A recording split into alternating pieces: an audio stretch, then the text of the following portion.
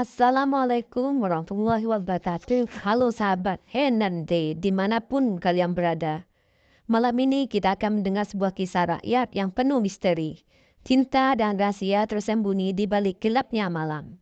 Kisah ini berasal dari sebuah desa kecil di kaki gunung. Tentang seorang pemuda dan seorang perempuan cantik yang ternyata bukan manusia biasa.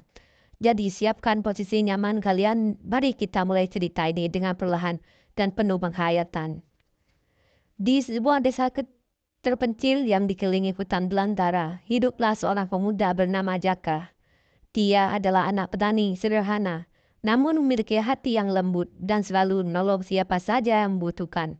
Setiap malam Jaka sering pergi ke hutan untuk memeriksa jebakan ikannya di sungai kecil di balik bukit. Suatu malam, saat bulan purnama memancar terang, Jaka mendengar suara lembut seorang perempuan menangis di dalam hutan. Rasa penasarannya membawanya masuk ke lebih dalam kerimbuan pepohonan. Di sana, di bawah pohon beringin besar, ia melihat seorang perempuan cantik dengan rambut hitam, panjang, mengenakan kain putih, bersinar di bawah cahaya bulan. Jaka mendekatinya dengan hati-hati. "Maaf, Nona, mengapa kau menangis sendirian di tempat seperti ini?" tanyanya. Perempuan itu mengangkat wajahnya. Matanya indah yang bercahaya membuat Jaka terpana. "Aku tersesat," jawabnya pelan dengan suara begitu lembut hingga terdengar seperti nyanyian angin malam. Tanpa ragu, Jaka menawarkan bantuan. "Mari, aku akan mengantarmu kembali ke desa." Perempuan itu mengangguk dan memperkenalkan diri sebagai Laras. Namun Laras sebenarnya bukan manusia. Ia adalah siluman kelawar yang sedang menyemat untuk menjebak manusia demi mempertahankan kekuatannya. Tapi ada suatu berbeda pada Jaka. Ketulusannya membuat Laras ragu untuk melanjutkan niat jahatnya. Sejak malam itu, Laras sering datang ke rumah Jaka. Mereka berbicara berjam-jam, berbagi cerita tentang kehidupan masing-masing. Tak butuh waktu lama, Jaka jatuh cinta pada Laras. Ia menganggap Laras sebagai perempuan paling sempurna yang pernah ia temui. "Aku ingin menikahimu," kata Jaka suatu malam dengan mata penuh keyakinan. Laras terdiam sejenak. Ia tahu jika Jaka tahu siapa dirinya yang sebenarnya, mungkin cinta itu akan berubah menjadi kebencian. Tapi hatinya yang mulai mencintai Jaka membuatnya menerima lamaran itu. "Baik, Jaka. Tapi ada satu hal yang harus kau janjikan. Jangan pernah bertanya tentang masa laluku atau memintaku untuk mengungkapkan siapa diriku sebenarnya," katanya dengan suara serius. Jaka setuju. Mereka menikah di sebuah upacara sederhana, dihadiri oleh penduduk desa. Semua orang terpesona oleh kecantikan Laras, tapi tak ada yang tahu rahasia di balik pesonanya. Hari-hari berlalu. Bahagia Laras menjadi istri yang setia dan bekerja keras membantu Jaka di ladang. Namun Jaka mulai menyadari sesuatu yang aneh. Laras selalu menghilang saat malam menjelang, terutama ketika bulan purnama muncul. Pada suatu malam, rasa penasaran Jaka memuncak. Ia diam-diam mengikuti Laras yang keluar dari rumah menuju hutan. Betapa terkejutnya Jaka saat melihat Laras berubah menjadi kelelawar raksasa yang terbang menuju sebuah gua di tebing tinggi. Jaka terpukul, namun rasa cintanya mengalahkan kekuatannya. Ia memutuskan untuk tetap bersama Laras meskipun tahu istrinya bukan manusia. Tak lama kemudian, Laras hamil dan kebahagiaan mereka semakin lengkap.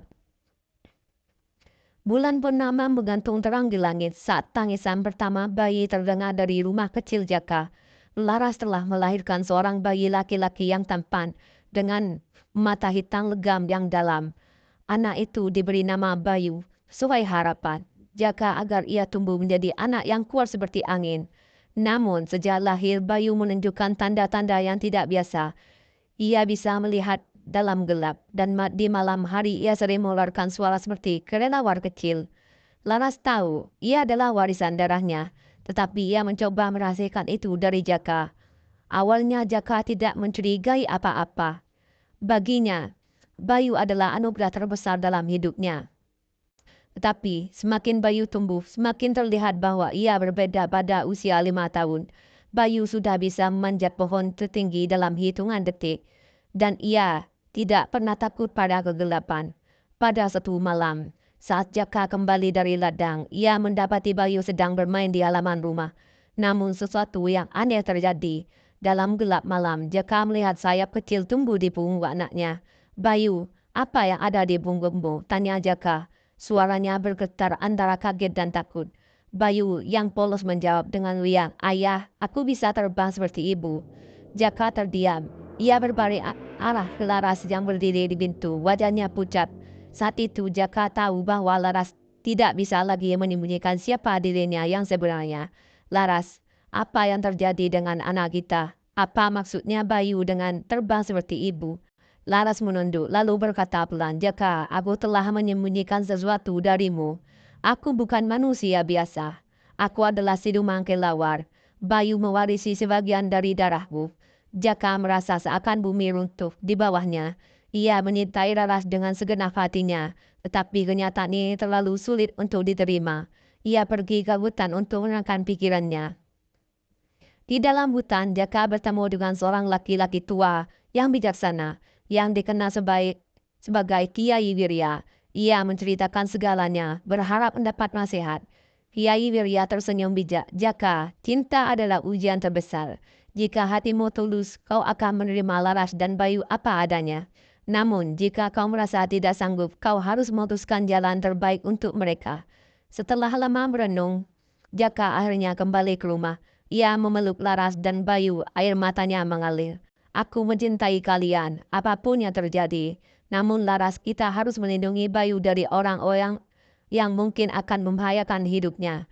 Laras tersenyum penuh haru. "Terima kasih Jaka, aku akan melakukan apapun untuk melindungi keluarga kita." Kehidupan mereka mulai berjalan normal kembali, tetapi tidak ada rahasia yang bisa disembunyikan selamanya.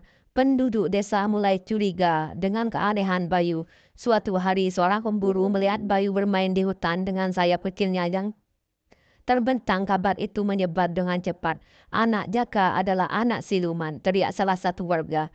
Warga desa yang dipenuhi ketakutan dan prasangka mulai mendatangi rumah Jaka dengan obor dan senjata. Warga desa berkumpul di depan rumah Jaka membawa obor dan senjata seadanya. Sorakan mereka mecah keheningan malam. "Jaka, keluarlah, kami tahu keluargamu menyembunyikan siluman," teriak seorang warga tua, Pak Karta yang dikenal keras kepala. Jaka keluar dari rumah berdiri tegak di depan kerumunan. "Apa yang kalian bicarakan? Laras dan Bayu tidak bersalah." Namun warga tidak peduli. Mereka dipenuhi ketakutan yang diubah menjadi kemarahan. "Kami melihat dengan mata kepala kami sendiri. Anakmu punya sayap. Jika kita biarkan, mereka akan membawa bencana desa ini." Di dalam rumah Laras memeluk Bayu erat. "Bayu, jangan takut. Ibu tidak akan membiarkan siapapun menyakitimu." Laras tahu ini saatnya ia menggunakan kekuatannya, meski itu berarti mengungkapkan wujud aslinya. Tepat saat warga hendak menobrak pintu, Laras keluar. Di bawah cahaya bulan, ia berdiri dengan anggun. Wajahnya tetap cantik, tetapi ada aura kekuatan yang membuat semuanya warga terdiam. "Laras, apa maksudnya ini?" "Kau bukan manusia," tanya Pak Karta dengan suara bergetar. Laras menatap mereka dengan tenang. "Benar, aku bukan manusia. Tapi aku tidak pernah berniat menyakiti kalian. Aku hanya ingin hidup damai bersama suami dan anakku." Namun seorang pemuda dari barisan warga yang dipenuhi rasa takut melemparkan tombak ke arah Laras dengan gerakan secemar kilat. Laras menghindar. Dalam sekejap wujud aslinya muncul, sepasang sayap kelelawar besar terbentang di belakangnya. Warga berteriak histeris berapa mundur ketakutan. "Jika kalian tidak menghentikan ini, aku tidak akan ragu untuk melindungi keluargaku," ujar Laras dengan suara yang menggema seperti angin malam. Di tengah ketegangan itu, Bayu keluar dari rumah dan berdiri depan ibunya. "Hentikan, jangan sakiti ibu dan ayahku." Suara kecil tapi penuh keberanian. Warga terkejut melihat anak kecil itu memiliki keberanian seperti itu. Mereka mulai meragukan keputusan mereka, namun beberapa masih bersikeras bahwa siluman adalah ancaman. Melihat ini, Laras memutuskan untuk membuktikan sesuatu. Ia melangkah ke depan menoleh ke arah Jaka. "Jaka, izinkan aku menunjukkan kepada mereka apa yang sebenarnya terjadi." Laras menatap warga desa lalu berlutut. "Jika kalian merasa aku adalah ancaman, Aku akan pergi, tapi kumohon, jangan sakiti Jaka dan Bayu. Mereka tidak bersalah. Jaka terkejut mendengar ucapan itu. Laras, tidak. Kau adalah keluargaku. Kita akan melewati ini bersama. Namun Laras tersenyum lemah. Jaka, aku mencintaimu. Tapi jika keberadaanku membahayakanmu dan anak kita, aku rela pergi. Sebelum warga bisa bereaksi, Bayu menangis dan meluk ibunya. Ibu, jangan tinggalkan aku. Tangisan Bayu menggema di dalam malam itu. Warga yang tadinya marah mulai terdiam. Sebagian merasa tersentuh. Bahkan Pak Karta yang paling keras menentang mulai menentukan tombaknya. Tiba-tiba suara tongkat yang menghantam tanah terdengar. Kiai Wirya muncul dari balik kerumunan. Cukup, apa yang kalian lakukan di sini? Suaranya penuh wibawa. Kiai Wirya melangkah maju menatap Laras. Aku sudah tahu siapa dirimu sejak awal, Laras. Tapi aku juga tahu bahwa kau tidak pernah berniat jahat. Kalian semua lihatlah apa tanda-tanda bahwa dia telah menyakiti kita. Warga terdiam, tidak ada yang bisa menjawab. Ketakutan kalian berasal dari prasangka bukan benaran. Lanjut Kiai Wirya, Laras telah hidup di desa ini dengan damai. Jangan biarkan rasa takut membuat kalian menjadi pembunuh yang tidak adil. Perlahan warga mulai menurunkan senjata mereka. Pak Karta yang tadinya paling keras kepala, maju paling depan. Maafkan kami, Laras.